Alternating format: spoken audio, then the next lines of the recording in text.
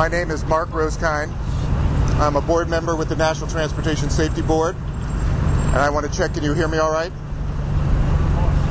I want to reintroduce Ralph Hicks. He's the investigator in charge, the IIC, of this investigation. That's Hicks, H-I-C-K-S. We are going to cover two areas. One is the information that we learned today, and the second is next steps of what's coming in the investigation. Regarding the information that was learned today, we have several areas. First, about the helicopter. The helicopter was configured for 5 passengers. It had a 3,200 maximum gross weight and a fuel capacity of 76 gallons. It was privately owned and registered to the pilot, Paul Dudley. As I mentioned earlier, the NTSB investigators had an initial interview with the pilot. NYPD also interviewed the pilot. So the NTSB investigators have had an opportunity to review the NYPD interview, and I'm going to report the consistencies between those two interviews. So this is information that was reported by the pilot. First, he's been a pilot since 1985. Specifically regarding the accident flight, he left Linden, New Jersey at 14:55, arrived at the heliport, 4 passengers embarked. The male passenger sat in the left front passenger seat.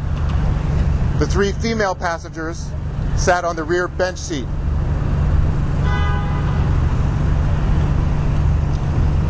After takeoff, at about 15 feet above ground and 45 degrees into a turn, is when the pilot reported a problem.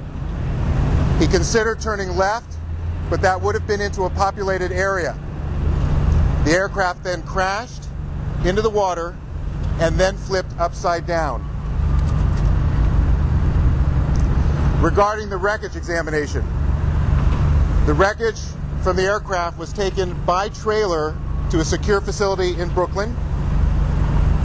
Part of the day was spent removing the wreckage from that trailer and putting it onto a dolly for detailed examination. So far, the cockpit has been documented. That means the position of switches, gauges, and flight controls have been documented. Investigators are in the process of pulling the covers off the engine and the tail rotor systems. At this point, there is no indication of a fire.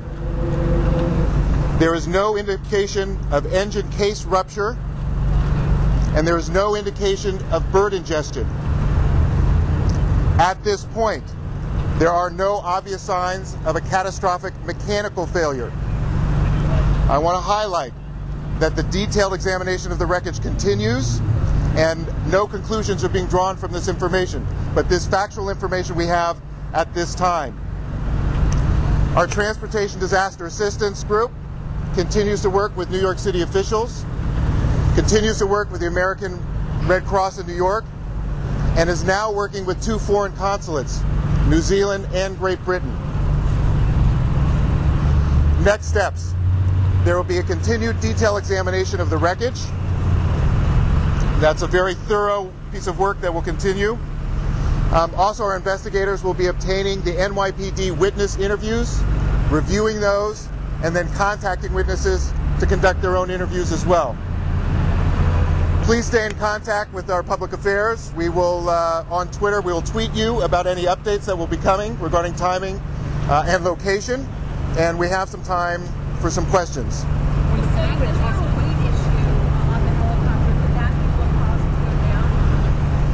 So there was a question, was there a weight issue with a helicopter? Could that be what made it go down? So earlier there was a question about the weight. That's why I'm telling you that it's 3,200 maximum gross weight. To figure out whether it was in range for that, that's part of what's going on right now, obviously, to try and get the weight and balance for the actual passengers on the flight. Yes?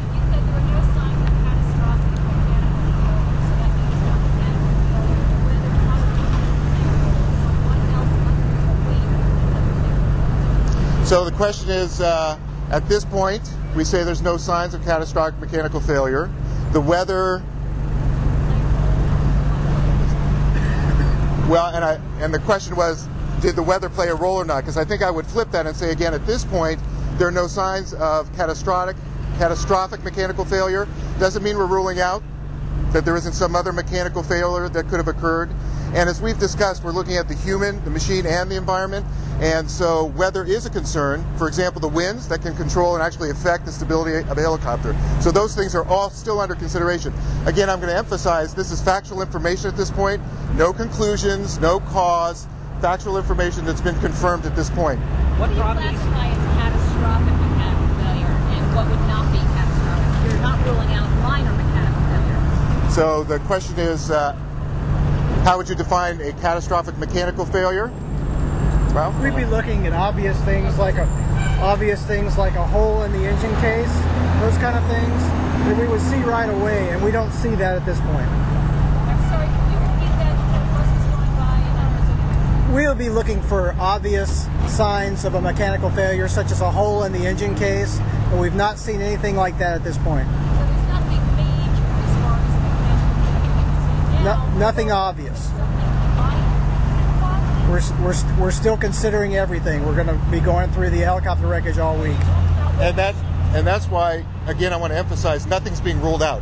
What we're saying is you walk up, you don't see that big hole, there's no sign of a major catastrophic mechanical failure, but there are no rule outs at this time. Yes? When you talk about weight issues, is it that a craft of that size should have people on sort of an average weight for children? It could be that adults that are there, they kind of exceed it. So, Equipment or luggage or anything they have. so the question is how weight might have played a role in the accident in some way. Earlier it was asked sort of about the overall maximum weight that could be held, so we know that now.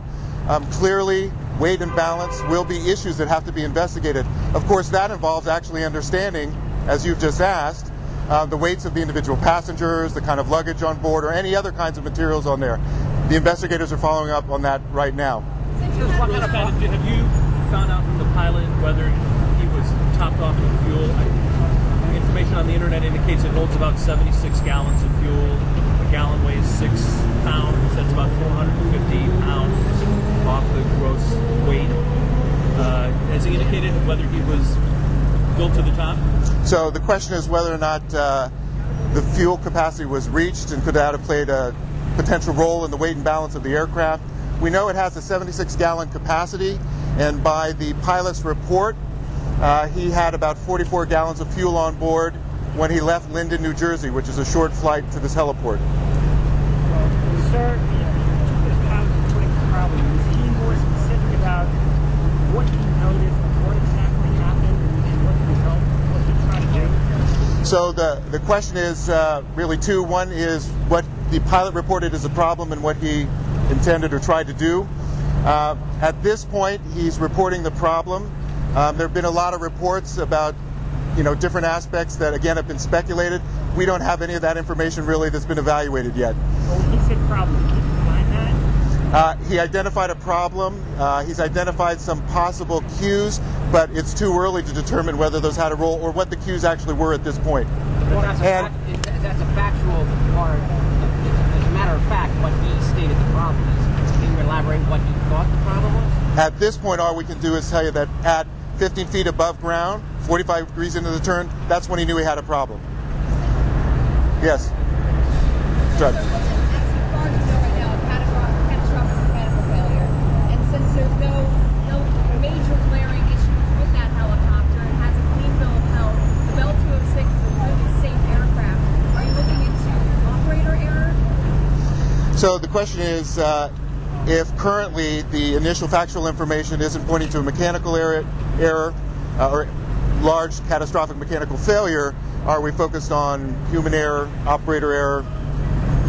What we've talked about is the board will look at the human, the machine, and the environment. And that's important because we're not going to rule anything out at this point. And so, yes, we'll be looking at the operator and the pilot, not just for error, but again, his age, his health, his training, all those, and what role those could have played. Again, let's not speculate. We will not speculate. We want to be cautious about that. We're telling you what's observed at this point. But there's also no rule outs at this point. That will take some months. Again, we're just collecting the factual information, and then it'll get analyzed in details to be able to determine the cause. Let me go here. Yes. Can you talk generally about what winds could do to the operation of a helicopter? You talked about that generally. Can you give us an example of specifically what wind might do to the impact of particularly a helicopter on takeoff? So the question had to do with how wind could affect the stability of a helicopter like on takeoff. And actually, what we'll tell you is that's being looked at right now, because the stability of the helicopter during the takeoff would be one of those environmental issues we want to look at. The first thing we have to do is understand the specifics of the wind situation at that moment. And sir, when you started the press conference, you talked about the weight capability of this aircraft. Would that weight decrease, that capability decrease, with the wind speeds or wind directions were 20, 30 miles per hour?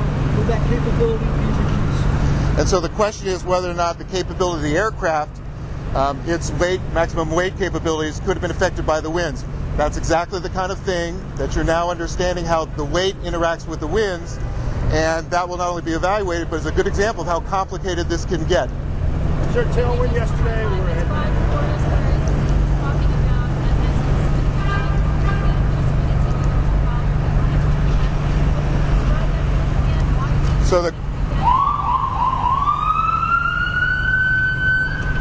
So the question was to describe again what the pilot reported at the time immediately after the takeoff. The pilot reported, and this is consistent between the NTSB initial interview as well as with NYPD, that immediately after takeoff, he's about 15 feet above ground, 45 degrees into a turn when he knows he has a problem. At that point, he considered turning left, but felt that was going to take him into a populated area, and then the aircraft crashed into the water and then flipped upside down. Sir, did he indicate whether he was over the helipad or over the river at that point? So the question is whether he was over the heliport or water at that point. Do we know? That's not clear at this time. You said you guys So it does make it makes a difference, right, in terms of So, ground effect. hang on one second, which is, so it's not clear at this point where he was located over the heliport, etc. And last question? You guys said there was... You said he was in a turn when he started to have trouble. Was he bearing into a right turn? The question is sort of what direction the turn was at that point, because we did say he was considering left. Do we know it was? Initially a right turn. So initially it was 45 degrees into a right turn when he knew he had a problem. So there will be ongoing updates. Please follow the tweets. We'll let you know about location and timing for further updates. Thank you very much.